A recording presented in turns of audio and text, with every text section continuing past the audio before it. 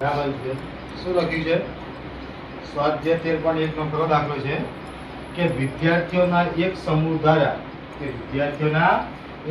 દ્વારા તેમના પર્યાવરણ જાગૃતિ કાર્યક્રમના ભાગરૂપે એક સર્વેક્ષણ હાથ ધરવામાં આવ્યું છે. કે પર્યાવરણની જાગૃતિ કાર્યક્રમ રાખવામાં આવે છે કે વિદ્યાર્થીઓનો સમૂહ પહેલા ભેગો કર્યો છે અને સમૂહની અંદર એક વૃક્ષારોપણ એટલે કે પર્યાવરણનો જાગૃતિ કાર્યક્રમ રાખવામાં આવ્યો છે. તેમાં તેમને એક વિસ્તારમાં 20 ઘરોમાં એક વિસ્તાર છે અને 20 ઘરો છે. એ 20 ઘરોના વનસ્પતિ અને છોડની સંખ્યા વિશે નીચેની માહિતી એકઠી કરી ઘર દીઠ છોડની સંખ્યાની મુજબ શોધવાનો છે. કે 20 ઘર છે, ઘરની અંદર કે એક વનસ્પતિ વાવવાની, તેને ઉછેર કરવાનો, તેને પાણી પૂજાયો હતો.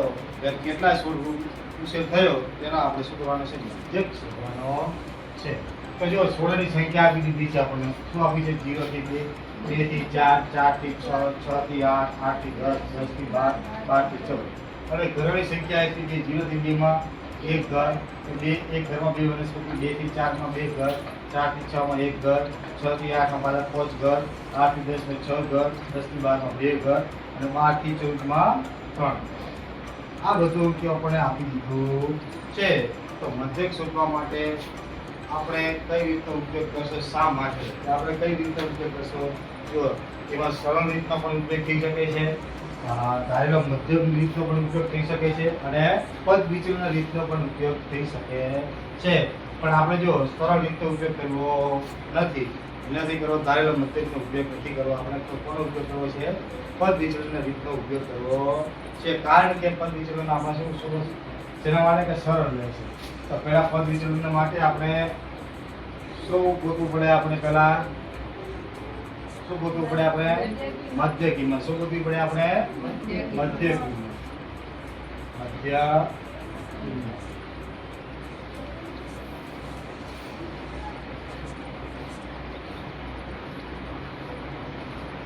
મધ્ય કિંમતના ની સંજ્ઞા શું છે? xi. એનું શું છે? fi. પણ fi નો સરવાળો તો પહેલા કરવો પડશે ને આપણે. કેટલો સરવાળો થાય? પહેલા 1 2 3 3 ને 4 4 ને 5 9 9 ને 6 15 15 ને 2 17 18 ને 3 20 એટલે 20 આપણે 20 ઘરો આપી દીધા છે. એટલે સિગ્મા fi = 20. મધ્ય કિંમત કેવી રીતે શોધવાની છે? આપ તમામ ખબર તો કેવી રીતે શોધવાની છે? બેનો શું થાય? સરવાળો અને ભાગ્યા 2. 0 + 2 એટલે કેટલા થયા? 2. 2 ભાગ્યા 2 કરો તો કેટલો આવે? 1. કેટલો આવે? 2. પછી 2 ને 4 6 ભાગ્યા 2 કરો તો 6 ભાગ્યા 2 કરો તો 3 અને 4 ને 6 10 ભાગ્યા 2 કરો તો 5. કેટલા કલાકના ગેપ છે? આપણે 2 નો ગેપ છે ને, તો કેટલા આવશે? હવે 7 કેટલા આવશે? 9 11 જો સરળ રીતે આપણે ખબર પડી કે પેલા 3 વખત ગણવાનું, જો એટલો ગેપ દેખાય તો આપણે ફટ એના ગેપ પ્રમાણે સંખ્યા મૂકી દેવાની. તમારે ટ્રાય કરો તો કરજો. 10 ને 12 કેટલા થયા? 22 ભાગ્યા 2 કરો તો કેટલા આવ્યા? 11. હવે શું આવશે? આપણે ui કઈ કોષ્ટક આવશે? ui આવશે ને? ui આવશે કે શું આવશે? ui -a/s.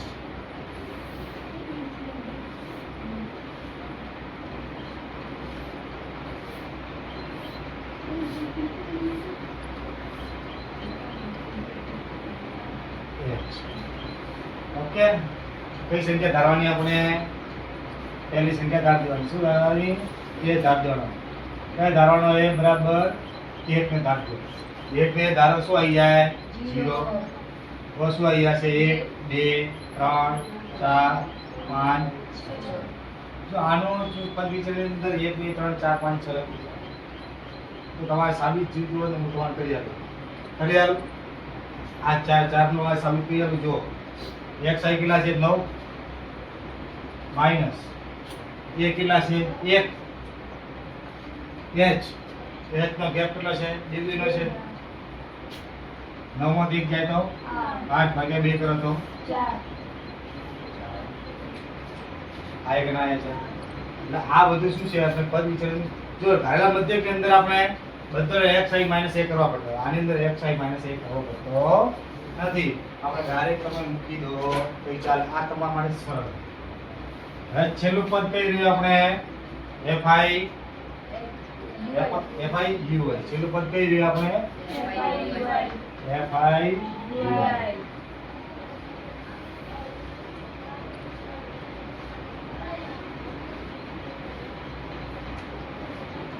ચલો fi માં 1 ગુણ્યા 0 એટલે શું આવશે 0. 2 કા 2 2 કા 2 પોતરી 6 ચોક 24 પોતદુ 300 નાનો સિગ્મા fi કેટલો થાય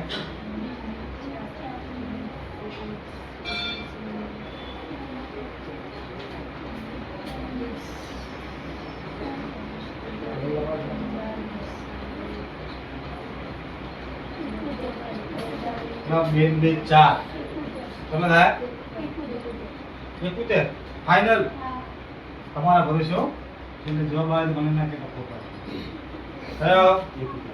હવે આપણે લખવું હોય તો